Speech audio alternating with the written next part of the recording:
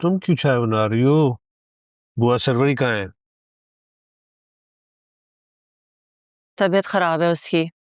मैं अकेली जान क्या क्या करूंगी, सब कुछ मुझे ही करना पड़ रहा है। बहू को रुखसत करके घर ले आओ ना, संभाल लेगी वो सब। पहले वो खुद को तो संभाल ले। कल रात के किस्से के बाद तो मुझे सारी रात डरावने ख्वाब आते रहे हैं। रात को ईशा की नमाज पढ़कर नहीं सोगी तो डरावना खा भी आते हैं। बेजान, फारूक, आज ऑन को अपने साथ फैक्ट्री ले जाना। बीजान वो फैक्ट्री है, कोई परचून की दुकान नहीं है कि कोई भी मुंह उठा के वहां पे चला जाए। तो मैंने कब कहा है आरफा कि तुम्हारा मियाँ परचून की दुकान चलाता है? बीजान भाई, कौन को तजर्बा नहीं है ना? तो घर बैठे तो तजर्बा नहीं आएगा ना, बाहर निकलेगा तो कुछ सीखेगा।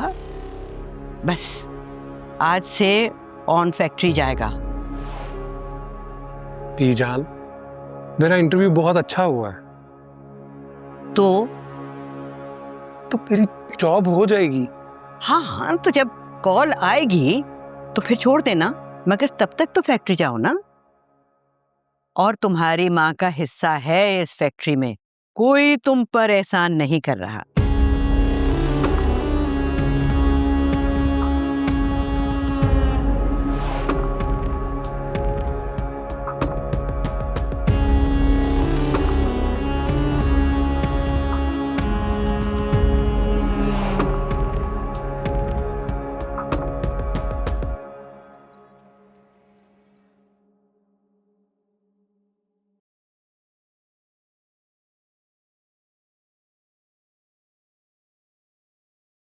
जोया,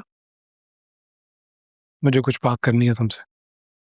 जी। अम्मी रिश्ते से इनकार कर चुकी हैं, अब कुछ नहीं होगा, तुम जाओ। मैं यही बात क्लियर करने के लिए आया हूँ। बीजान ने जो कुछ भी कहा है, मेरा उससे कोई लेना देना नहीं है। तुम्हारे अंगूर तो हमेशा खट्टे होते हैं। आयला देखो, तुम्हारा मेरे साथ जो भी मसला है, लेकिन इस वक्त मैं सिर्फ ये कह रहा हूँ कि जोया को मैंने हमेशा अपनी बहनों की तरह समझा है और समझता रहूंगा। Thank you so much on भाई। जोया,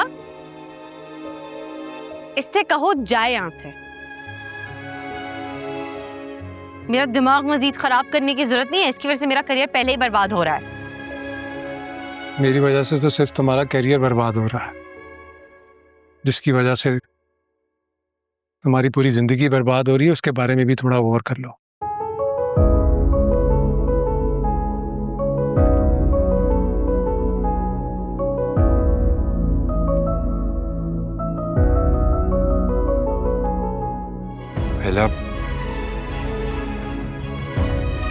अच्छा नहीं किया कल आपने आयला के साथ। सॉरी जोया। सॉरी।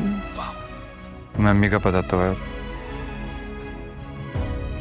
लेकिन ये आज यूनिवर्सिटी नहीं गई। मना कर दी अम्मी अब्बू ने। क्यों? क्यों? क्या मुझसे पूछ रहे क्यों? वाह क्या बात है। बात करता हूँ चाचा और चाची से।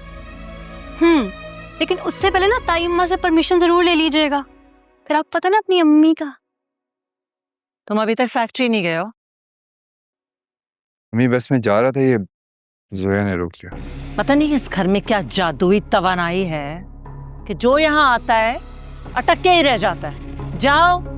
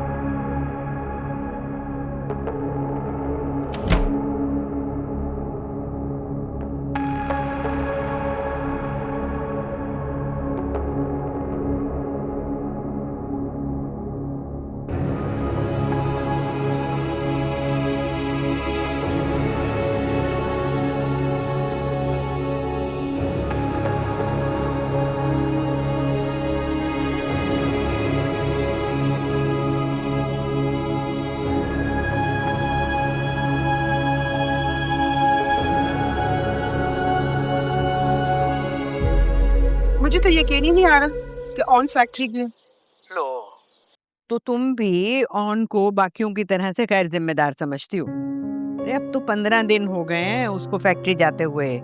बहुत जिम्मेदारी के साथ जाता है, दिलचस्पी से काम करता है। और तुम देखना राहत, बल्कि तुम लिख लो, हमारा ऑन बहुत आगे जाएगा। खैर तो आशा भाभी थी कि उन्होंने ऑन को फैक्ट्री कैसे जाने दी। रोड़े अटकाने की कोशिश की थी उसने, लेकिन तुम मुझे जानती हो ना, जब तक ऑन की नानी जिंदा है उसे कोई नुकसान नहीं पहुंचा सकता, उसका हक नहीं छीन सकता। कसम से बीजन, आपकी वजह से मैं ऑन की तरफ से बिल्कुल मुतमईन हूँ, वरना बड़ी मुश्किल था अपने बेटे से दूर रहना। राहत बेटा, अब तो वो वक्त गुजर गया है, अब तो खैर से ऑन जवान हो गया है। तुम देखना हमारा ऑन बहुत आगे जाएगा। बस तुम उसके लिए दुआ किया करो, माँ की दुआएं तो तकदीर बदल देती हैं।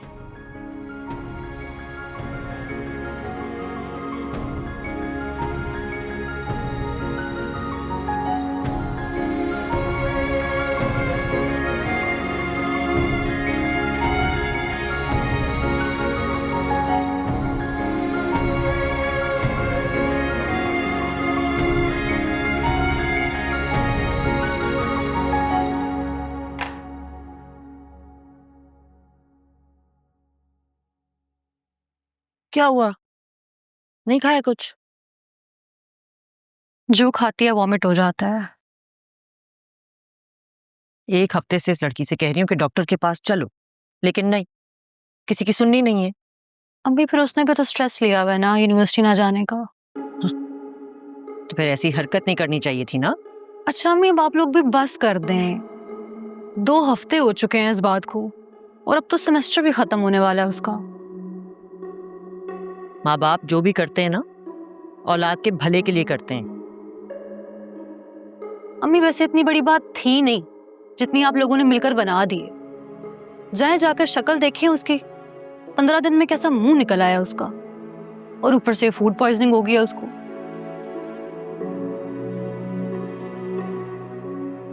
मुझे दो, मैं ट्राई करती हूँ।